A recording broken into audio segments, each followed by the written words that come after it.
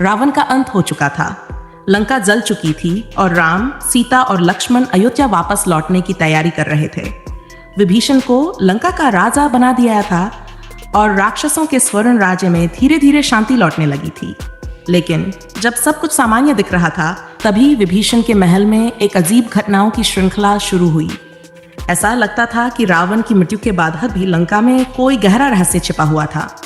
एक रात विभीषण को सोते समय एक बुरा सपना आया।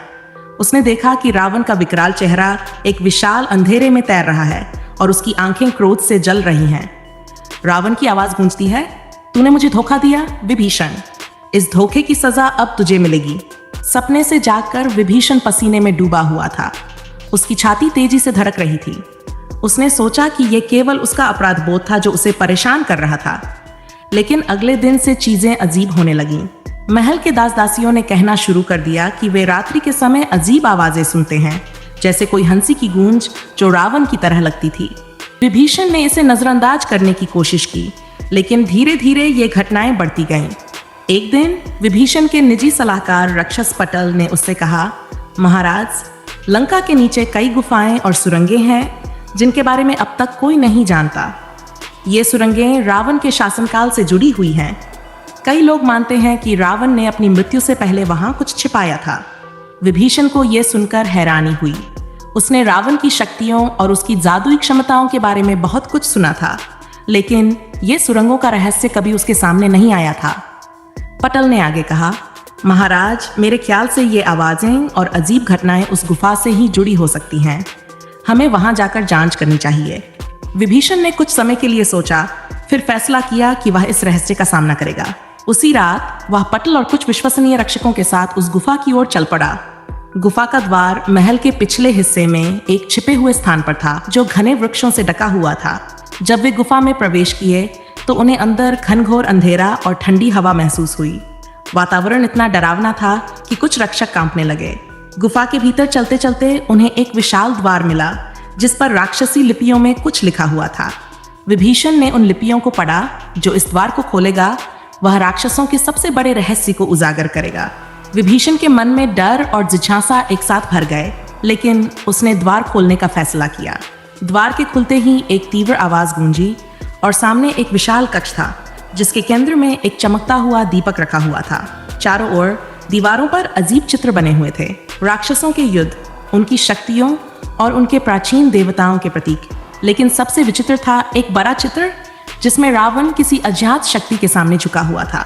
वह चित्र किसी दुष्ट देवता का प्रतीक था, जो विकराल आंखों और भयावह रूप में दिखाई दे रहा था। विभीषण ने जैसे ही दीपक के पास कदम बढ़ाया, कक्ष की दीवारों से एक भारी गूंजने वाली आवाज आई, विभीषण, क्या तूने सोचा कि रावण की मृत्यु के साथ यह सब खत्म हो जाएगा? यह रावण की आवाज थी, लेकिन वह कहीं दिखाई नहीं दे रहा था। विभीषण ठिठक गया, उसकी आंखों में डर था। पटल ने कहा, महाराज, यह वही शक्ति हो सकती है जिसके बारे में हमने सुना था। यह शक्ति रावण की मृत्यु के बाद भी जीवित है। विभीषण ने गहराई से सांस ली और कहा, इस शक्ति का सामना करना होगा, चाहे जो हो। तभी दीवारों से अचानक एक अदृश्य शक्ति प्रकट हुई। हवा में हलचल बढ़ने लगी और दीपक की लौ अचानक तेज हो गई। चारों ओर भयानक धुंध फैल गई और उस धुंध से रावण का विकराल चेहरा उभरा। विभीषण को लगा जैसे वह असली रावण के सामने खड़ा है। रावण की आत्मा की गूंजती आवाज ने कहा, विभीषण, तुझसे एक गलती हुई है। तूने सोचा कि मेरी मृत्यु के बाद लंका तेरी हो जाएगी, लेकिन लंका केवल मेरी है और मेरी शक्तियां अब भी जीवित हैं। मैं तुझसे बदला लूंगा। विभीषण के हाथ कांपने लगे, लेकिन उसने अपने आप को संभाला। उसने रावण की आत्मा को उत्तर दिया, भ्राता, मैंने कभी धोखा नहीं दिया। मैंने केवल धर्म का पालन किया। यदि यह लंका तेरी है तो तुझे धर्म की शक्ति का सामना करना होगा। तभी अचानक दीपक की लौ बुझ गई और कक्ष में अंधेरा छा गया। विभीषण और उसके साथी स्तब्ध रह गए। कक्ष से बाहर निकलते ही उन्होंने देखा कि गुफा के द्वार पर कुछ अजीब प्रतीक उभर आए थे, जो पहले नहीं थे। विभीषण ने कक्ष को बंद करने का आदेश दिया और महल लौट आया, लेकिन उसका मन अब भी अशांत था। क्या वास्तव में रावण की आत्मा लंका में भटक रही थी, या ये केवल उसके अपराधबोध का परिणाम था? अयोध्या जाने से पहले राम को इस बारे में बताने के लिए उसने संदेश भेजा। राम ने सुनकर विभीषण को धैर्य बनाए रखने की सलाह दी और कहा, धर्म और सत्य की शक्ति सबसे बड़ी है। यदि कोई अदृश्य शक्ति तुझे परेशान कर रही है तो उसका अंत भी धर्म के मार्ग से ही होगा। विभीषण अब भी चिंतित था, लेकिन उसने राम की बात पर विश्वास किया। लंका के अंधेरे रहस्य अभी भी सुलझने बाकी थे। क्या रावण की आत्मा वाकई वापस आ चुकी थी या ये केवल एक डरावना खेल था? विभीषण को अब इस रहस्य को पूरी तरह से उजागर करने का समय आ चुका था। रावण की आत्मा का अंतिम तांडव।